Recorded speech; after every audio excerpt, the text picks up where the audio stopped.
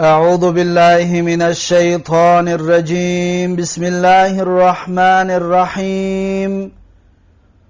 الحمد لله، الصلاة والسلام على رسول الله وعلى آله وأصحابه، ثم أما بعد. السلام علیکم و رحمت الله و برکاته. الحمدلله که ما و شما از کتاب تعلیم زبان عربی 26 درس گرفتیم و بنده حالا میخواهم درس 27 را از این کتاب تعلیم زبان عربی تقدیم شما خواهشمندان بگردانم. صاحب کتاب میگوید الدرس السابع والعشرون، یعنی درس 27. در این درس 27 به مثل درس های گذشته صاحب کتاب چند از کلمه های نو را تقدیم ما و شما میگرداند که این کلمه های نو باید حفظ کرده شود. میگوید که وردتون، وردتون یعنی گل، ورده یعنی گل. این اسم مفرد است. اگر میخواهی این را جمع بکنی جمع مؤنث سالمش میکنی، یعنی با الف و تا. پس میگویی که ورداتون یعنی گلها، ورداتون گلها، پس میشود جمع مؤنث سالم. بعد از این میگوید زوجون، زوجون یعنی شوهر، زوجون یعنی شوهر. این اسم مفرد است. جمعش می شود ازواجون یعنی شوهرها، جمع تکسیر، شوهرها. بعد از این میگوید زوجتون، زوجتون یعنی همسر، زن، همسر. بعد از این میگوید این اسم مفرد است، جمعش جمع مؤنث سالم می شود، می شود زوجاتون یعنی زنها، یعنی همسر. پس همسر، ما و شما در تاجیکی زن شوهرش را همسر میگوید، شوهر زنش را همسر میگوید. پس همسر مشترک است بین زن و شوهر، بین زن و شوهر. پس زوجون در عربی همین طور است. زوجون می شود شوهر یا همسر، زوجون می شود همسر، ازواجون می شود همسرها، یعنی بین مردانه و زنانش یک است. اما صاحب کتاب در اینجا زوجتون گفته، باز چکارش کرد؟ فرقش گذاشت بین مردانه و زنانش. بعد از این میگوید که مسرحون، مسرحون اصلا جایی یا میدانی که در آنجا تقدیم کرده می شود هزل و شوخی و مهارت ها، اینجا را مسرح می گویند. پس این مسرح را می شود ترجمه کنیم به معنای تئاتر. مسرحون یعنی تئاتر. مسرح این اسمی زمان است، اسم زمان و مکان است، بر وزن مفعلون، از باب سرح یسرحو است، از باب منع یمنعو، از سیوم باب ثلاثی مجرد است اصل این کلمه. سرح به معنای چراندن حیوانات می شود. مثلا سرح المواشی یعنی برای چریدن رفتند چارپایان، یا میگه که سرحت المواشی، چراندنی بردم چارپایان را. و همچنین سرح به معنای این می شود که سرح ما فی صدرهی، یعنی بیرون کرد آن چیزی که در دلش بود، یعنی که از مهارات و از آن چیزی که در قلبش بود از سخنها، اون را بیرون کرد.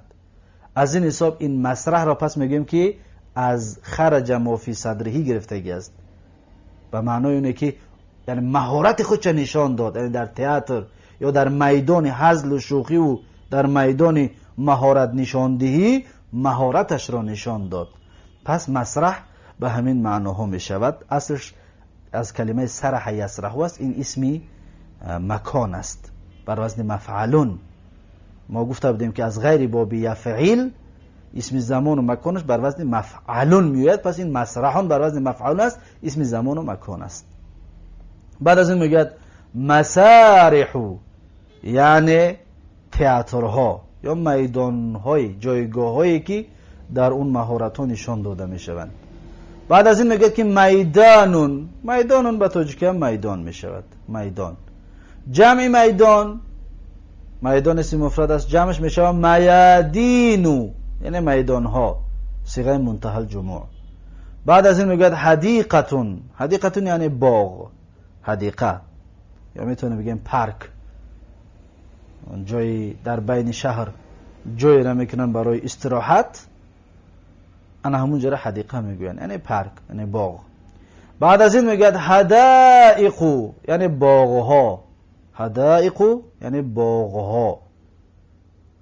این صیغه منتهی الجموع است، از این حساب آخرش تنوین رو قبول نکرد. حدائق جمع حدیقتون هست.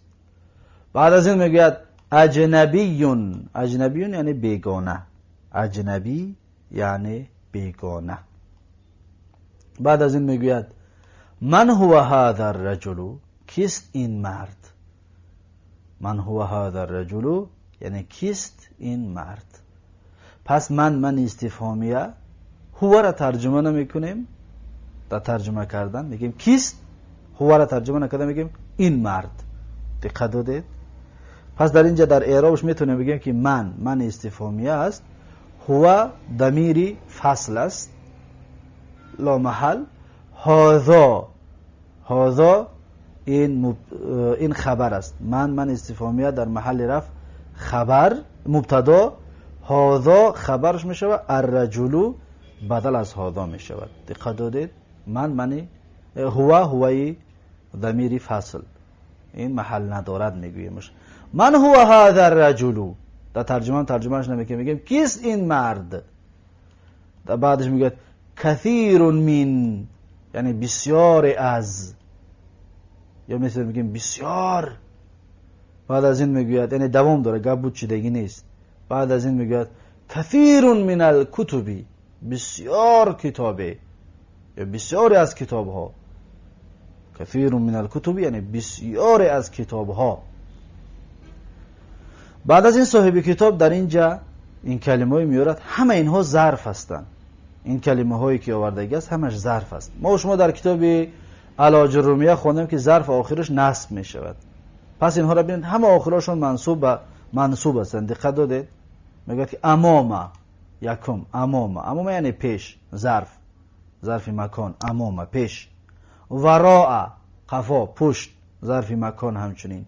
یمین یعنی راست، یمین چی است؟ راست، طرف راست، ظرف مکان. یسار همچنین چپ، یسار چپ، ظرف مکان. فوق یعنی بالا، فوق بالا یعنی ظرف مکان. تحت یعنی پایان، یعنی ظرف مکان. دیدید همه اینها منصوب است. اینها 6 دانه هستند. اینها را جهات سته میگویند. هر وقتی که شنیدید جهات سته، بدانید همین کلمه ها را میگویند. جهات سته یعنی جهت های 6 گانه انسان 6 طرف دارد، نه؟ پیش، قفا 2 تا، طرف راست، طرف چپ 4 تا، بالا پایان 6 تا. انم جهات سته یعنی 6 طرف خودت ای آدم. هر یک ما شما 6 طرف داریم، پیش و قفا، راست و چپ و بالا و پایان. اینها را جهات سته میگویند، یعنی طرف های 6 گانه. پس این جهات سته منصوب میشوند زیرا که ظرف هستند. و این هست کلمه های نوی درس 27. پس میگذاریم به حوار درس 27. درس 27 همچنین حوار دارد، گفتگو دارد از این کلمه ها و از کلمه های درس های گذشته. میگوید که معلمنا زوج فاطمه. دقت دادید؟ معلمنا زوج فاطمه یعنی معلم ما، استاذ ما شوهر فاطمه است. معلمو مبتدا با مضاف، نا ضمیر متصل مبنی علی السکون در محل جر میگید مضاف الیه. زوجو خبر، معلمو مبتدا، زوجو خبر، زوجو مضاف، فاطمه مضاف الیه مجرور و علامت جره الفتحه نیابتا عن الکسرة لانه غیر منصرف. دقت دادید؟ که میگید لانه غیر منصرف، که میتونید بگید لانه ممنوع من الصرف. دقت دادید؟ فاطمتی باید بشود به خاطر آنکه که اسم مجرور است، در محل جر است، یعنی که مضاف الیه است، در محل جر است. اما فاطمه این ممنوع من الصرف است. تا به حال ما میگفتیم که ممنوع من الصرف تنوین قبول نمیکند. اکنون یک معلومات نوی دیگر را باز بگیرید. ایرا ما در آجرومیه خوندگی بودیم، اما در تطبیق یکم بار آمده ایستاده است که فاطمه همچنین کسره را هم قبول نمیکند ممنوع من الصرف. دقت دادید؟ ممنوع من الصرف همچنین کسره را هم قبول کرده نمیتواند مگر اینکه اگر خودش مضاف شود. پس در این صورت کسره را قبول میکند، یا الف لام در اولش بیاید بعد کسره را قبول میکند. اگر خودش مضاف نشود، اگر در اولش الف لام نآید، در این صورت ممنوع من الصرف کسره را قبول نمیکند. دقت دادید؟ پس فاطمه اولا که خودش مضاف نشد، مضاف الیه شده که، دوم که الف لام ندارد، پس این کسره را قبول کرده نمیتواند. پس میگیم زوجو فاطمه تا، اصل باید بشود زوجو فاطمه تی، اما فاطمه کسره را قبول نمیکند، ممنوع من الصرف است. دقت دادید؟ بعد از این میگوید معلمتنا زوجت احمد، یعنی معلمه ما همسری احمد است. معلمه ما همسری احمد است. دقت دادید؟ معلمتو همچنین مبتدا، معلمتو مضاف، نا ضمیر متصل مبنی علی السکون در محل جر مضاف الیه. زوجتو خبر معلمتو، معلمتو مبتدا، زوجتو خبر می شود. پس زوجتو مضاف است و احمد مضاف الیه است. احمد همچنین ممنوع من الصرف است. پس میگه احمد مضاف الیه مجرور و علامت جره الفتحه نیابتا عن الکسرة لانه غیر منصرف، لانه ممنوع من الصرف. دقت دادید؟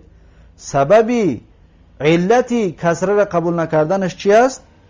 ممنوع من الصرف است. احمد همچنین ممنوع من الصرف است.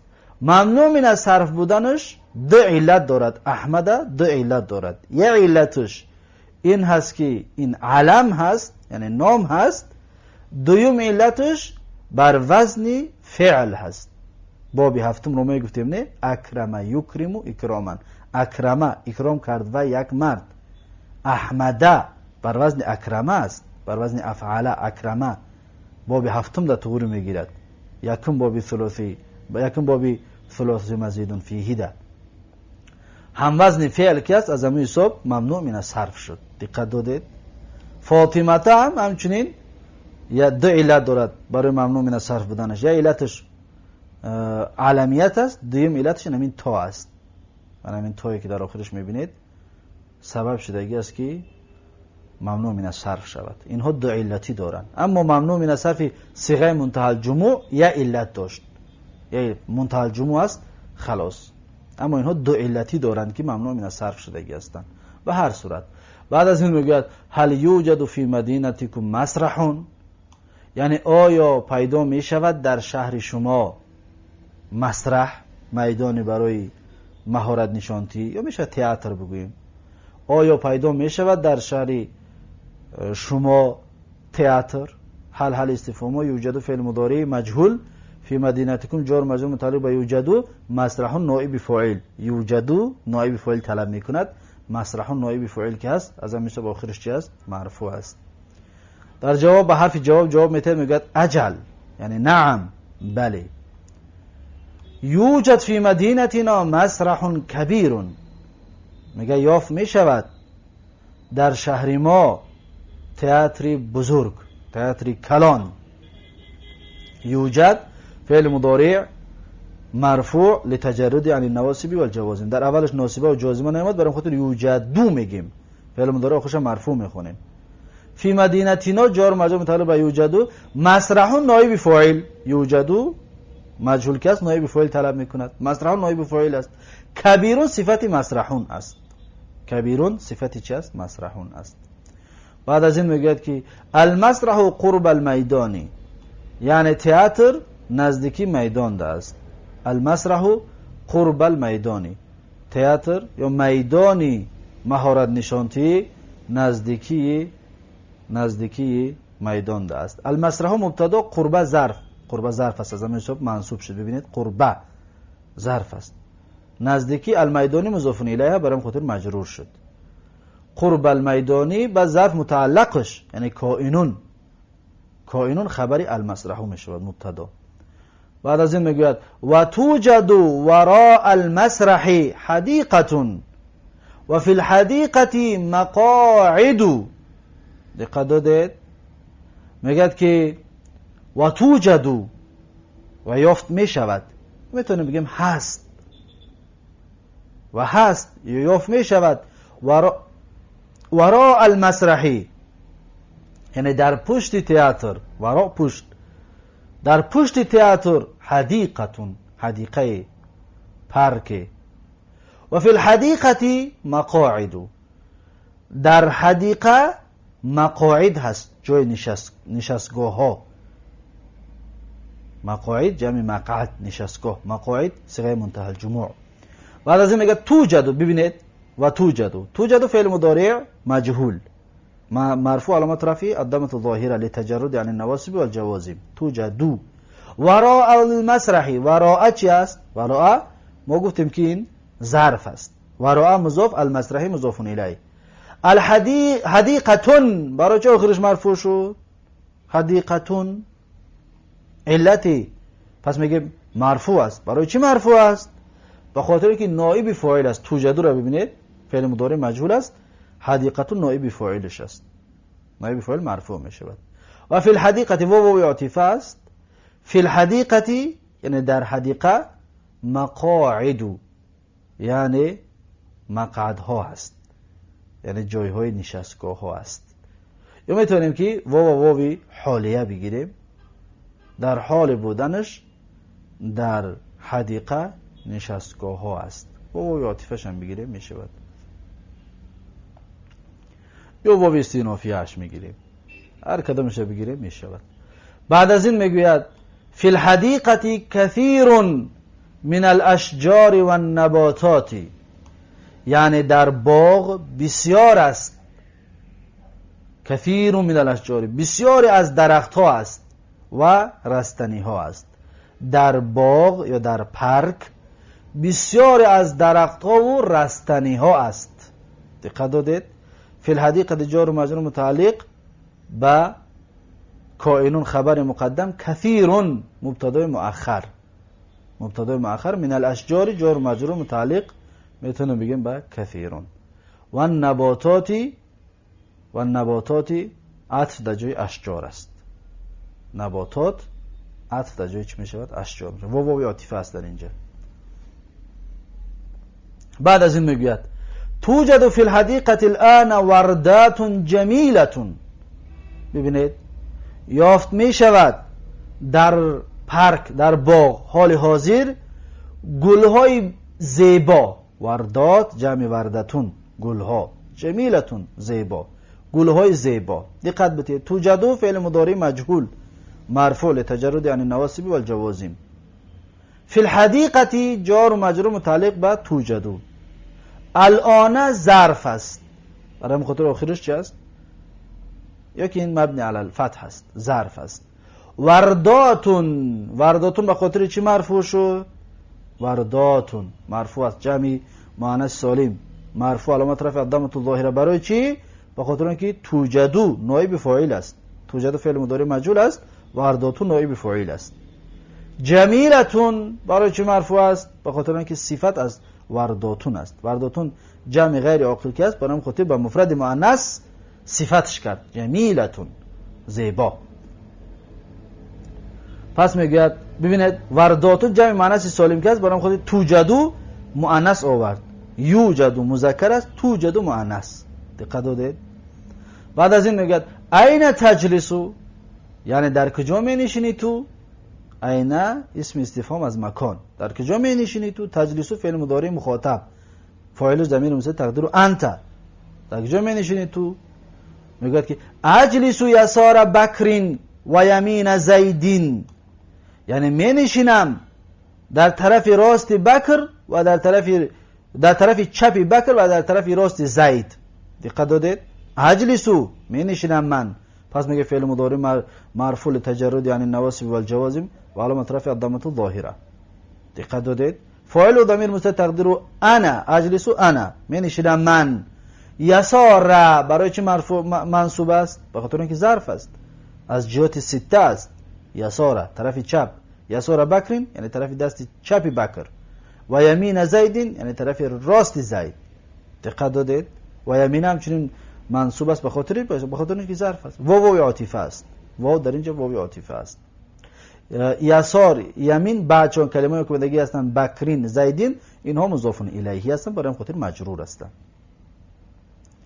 بعد از این میگه من هو هذا الرجل، کیست این مرد؟ من استفهامیه، هو ضمیر فصل، هذا الرجل این مرد، من هو هذا الرجل کیست این مرد؟ دقت دادید؟ بعد از این میگه هو کاتب اجنبی، یعنی وی نویسنده بیگانه است. هو مبتدا کاتبون خبر، اجنبیون صفتی کاتبون، اجنبیون در اینجا صفتی چی شد؟ کاتبون شد. وی نویسنده بیگانه است.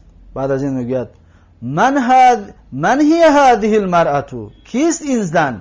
هی همچنین ضمیر فصل ترجمهش نکنید، من ترجمه کنید کیست، هی را ترجمه نمیکنیم، هذه المرأة این زن، کیست این زن؟ بعد میگوید جواب ده میگوید که هی مهندسه اجنبیه، وی مهندسی بیگانه است، وی انژینری بیگانه است. هی مبتدا مهندسه خبر، اجنبیه صفت مهندسه، مهندسه مؤنث کی بود؟ اجنبیه مؤنث شد. کاتبون در اینجا مذکر کی بود؟ اجنبیون مذکر شد. دقت دادید؟ در اینجا مؤنث شد اجنبیتون.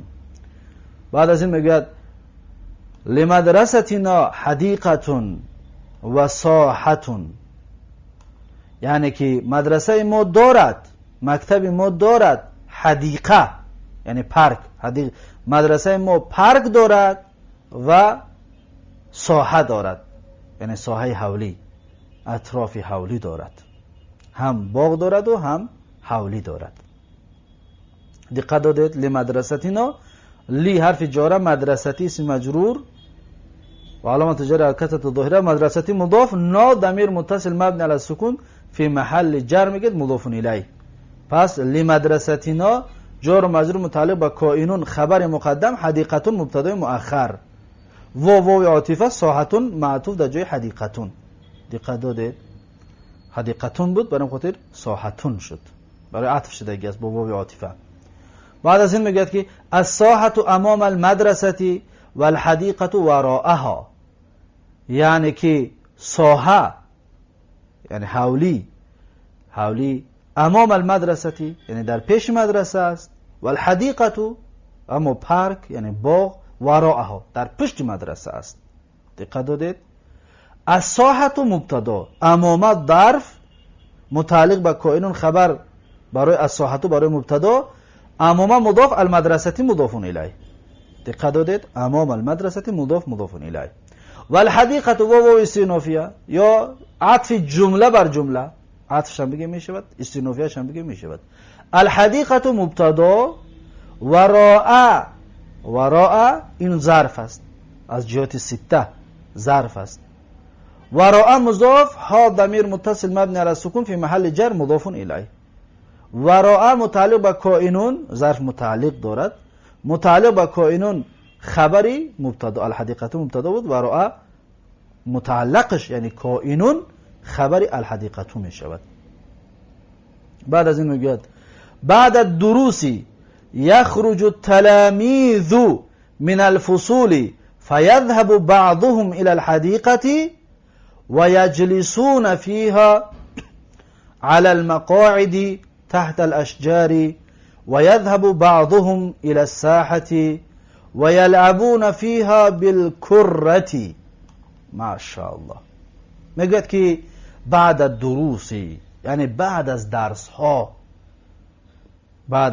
ها یخرج التلاميذ، میبرویند شاگردها، من الفصول، از صنف ها، فیذهب بعضهم الى الحدیقه، یعنی پس میروند بعضی از شاگردها، بعضهم هم ضمیر به تلامیذو است، بعضی از شاگردها، بعضی از ویها به سوی باغ، به سوی پارک، و یجلسون فیها، و میشینند فیها، ها ضمیر به الحدیقتی است، و می نشینند در باغ، در وی یعنی در باغ، علی المقاعد، بر بالای نشستگاه ها، تحت الاشجار، در زیر درخت ها، و یذهب بعضهم الى الساحه، و میروند بعضی از اونها، بعضی از اونها یعنی که هم ضمیر است به تلامیذ برمیگردد، و میرود بعضی از همون شاگردها الى الساحه، به سوی حولی، و یلعبون فیها، و بازی میکنند در آنجا، ها ضمیر به ساحه برمیگردد، حولی، و بازی میکنند در حولی، بالکرتی، با توپ. دقت داده. اکنون میگه بعد الدروسی، بعد برای چی منصوب است؟ به خاطر اینکه ظرف است، ظرف منصوب میشود. بعد مضاف، الدروسی برای چی مجرور است؟ به خاطر اینکه مضاف الیه هست. بعد الدروسی، بعد درس ها. دقت دادید. یخرج فعل مضارع مرفوع علامت رفع الضمه الظاهره لتجرد عن النواصب والجوازم. در اولش ان لام نیست، برای همین خاطر یخرجو آخرش چیکار کردیم؟ مرفوع خوندیم. التلامیذ برای چی مرفوع است؟ به خاطر اینکه فاعل یخرجو است. یخرجو فعل مضارع، فاعلش التلامیذ، فاعل مرفوع است. من الفصول، من حرف جاره، فصولی اسم مجرور و علامت جری الکسرة الظاهره. فیذهب، یذهب فعل مضارع مرفوع علامت رفعه الضمه الظاهره لتجرد عن النواصب والجوازم. در اولش ناصبه و جازمه نیست، برای همین یذهبو شد. بعضو برای چی مرفوع است؟ به خاطر اینکه فاعل یذهبو است. یذهبو فعل مضارع است، بعضو فاعلش است. بعضو مضاف است و هم ضمیر متصل مبنی علی السکون فی محل جر، میگید مضاف الیه. بعضو مضاف، هم مضاف الیه، در محل جر. الی الحدیقه، الی حرف جاره، حدیقتی اسم مجرور، حدیقتی، برای خاطر آخرش کسره شد.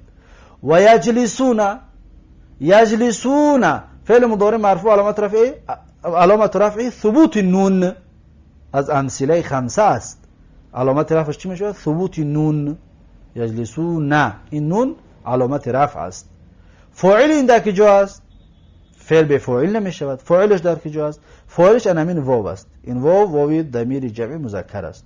یجلسون، یجلسون فعل مضارع مرفوع علامت رفعه ثبوت نون، میگید الواو ضمیر متصل مبنی علی السکون فی محل رفع فاعل. فیها جار مجرور، فی حرف جر، ها اسم مجرور، ها ضمیر متصل مبنی علی السکون فی محل جر اسم مجرور. علی المقاعد، علی حرف جار، مقاعد اسم مجرور و علامت جر الکسرة الظاهره. مقاعد ببینید صیغه منتهی الجموع هست. در اینجا کسره را قبول کرد. صیغه منتهی الجموع ما گفتیم که کسره قبول نمیکند، تنوین قبول نمیکند. اینجا به خاطر چی کسره را قبول کرد صیغه منتهی الجموع؟ به خاطر آنه که الف لام دارد. ما گفتیم که اگر الف لام داشته باشد کسره را قبول میکند، یا گفتیم که اگر مضاف بیاد کسره را قبول میکند. در اینجا الف لام دارد. علی المقاعدی کسرش میتیم. دقت داده. اسم مجرور. تحت برای چی منصوب است؟ از جهت سته است، ظرف است. تحت ظرف است، ظرف مکان. تحت مضاف، الاشجاری مضاف الیه. و یذهبو، یذهبو فعل مضارع مرفوع علامت رفع الضمه الظاهره. بعضو برای چی مرفوع است؟ به خاطر اینکه فاعل یذهبو است. بعضو، بعضو مضاف، هم ضمیر متصل مبنی علی سکون فی محل جر مضاف الیه. الی الساحه، الی حرف جر، الساحه اسم مجرور الی حرف جر از ساعتی اسم مجرور برای خاطر آخرش کسره شد الی ساعتی. و یلعبون یلعبون فعل مضارع مرفوع علامت رفعی چیه در اینجا؟ النون. برای چی؟ به خاطر اینکه این از امثله خمسه است. امثله خمسه علامت رفعشون ثبوت نون بود. نون، این نون علامت رفع است. و فاعلش در کجا است؟ فاعلش این واو است. واو فاعلش است. و یلعبون، یلعب فعل مضارع مرفوع علامت رفع ثبوت نون والواو ضمیر متصل مبنی علی السکون فی محل رفع فاعل. فیها جار مجرور، فی حرف جار، هی ها اسم مجرور در محل جر. بالکرتی بی حرف جار، کرتی اسم مجرور. دقت دادید؟ پس این هست مسائل گراماتیکیش. بعد از این میگه یا اختی، ای خواهر من، این الخبز والحلیب اريد ان آکل. دقت دادید؟ میگه این الخبز یعنی در کجاست نان؟ نان در کجاست؟ این اسم استفهام عن المکان و متعلق به کائنون خبر مقدم. الخبز مبتدا مؤخر. الخبز در کجاست نان؟ والحلیب و عاطفه الحلیب معطوف در جای خبزو. والحلیب و شیر در کجاست نان و شیر؟ اريد ان آکل میخواهم که بخورم. اريد ان آکل میخواهم که بخورم. دقت دادید؟ اریدو فعل مضارع است مرفوع علامت رفع الضمه الظاهره و فاعل الضمیر مستتر تقدیره انا. اريد انا میخواهم من. ان ناصبه، آکل فعل مضارع منصوب علامت نصب الفتحه الظاهره با تعویل مصدر مفعول به اریدو می شود. اریدو اکله ای اصلش، یعنی تعویل مصدر که بگیریم میگه که اریدو اکله، اکله مفعول به را منصوب میکنیم. بعد اریدو اکله میخواهم خوردنش را. دقت دادید؟ پس ان ناصبه آکله فعل مضارع منصوب. آکله در اصل کلو است. کلو دو تا همزه بر اومدگی است. یکم همزه فتحه دارد، دیم همزه ساکن است. کلو، کلو به مثل ان سرو از باب اکله یاکل از باب یکم است. نصر ینصرو کلو. پس ما قاعده داریم در زبان عربی چطوره که در صرف میر این را خواندیم که دو همزه اگر جمع شود، همزه دوم اگر ساکن باشد، همزه دوم را قلب موافق حرکتی همزه یکم میکنن. یعنی چی؟ یعنی همزه دوم اگر ساکن و همزه یکم اگر فتحه باشد، همزه دوم رو الف میکنن، میشود دو تا الف بر پس می نویسندش آکلو. اگر همزه یکم کسره باشد، همزه دوم ساکن، در این صورت همزه دوم رو قلب یا میکنن، میشود ای. مثلا ای میشود. یا اگر که همزه اول دمه باشد، همزه دوم ساکن، همزه دوم رو قلب واو میکنن، میشود او. اما در جای فتحه که است قلب الفش کردن، شد آکلو. در جای اساس دو الف است، کلو است. یعنی قین بود در زبان عربی قلبش کردن. دقت دادید؟ بعد از این میگه که الحلیب علی الرف فوق المائده والخبز تحتها. میگه که شیر بر بالای تاقچه است، بالای دسترخوان ده، و نان در زیر وی است. تحتها یعنی در زیر وی است. ها ضمیر است به مائده، یعنی در تحت دسترخوان است. الحلیب مبتدا، علی الرف یعنی بر بالای تاقچه، جار و مجرور متعلق خبر. فوق المائده، فوق ظرف، المائده مضاف الیه. و الخبز واو عاطفه، خبزو عطف است در جای الحلیبو. تحتها، تحت ظرف است. ها چی است؟ ها ضمیر متصل مبنی علی السکون فی محل جر مضاف الیه. پس این هست حوار درس 27 از کتاب تعلیم زبان عربی. و درس 27 رو در اینجا به پایان میرسونم. تا درس آینده یک شما رو به الله تبارک و تعالی میسپارم. هر کجایی که باشید سلامت و موفق و مؤید باشید. السلام علیکم و رحمت الله و برکاته.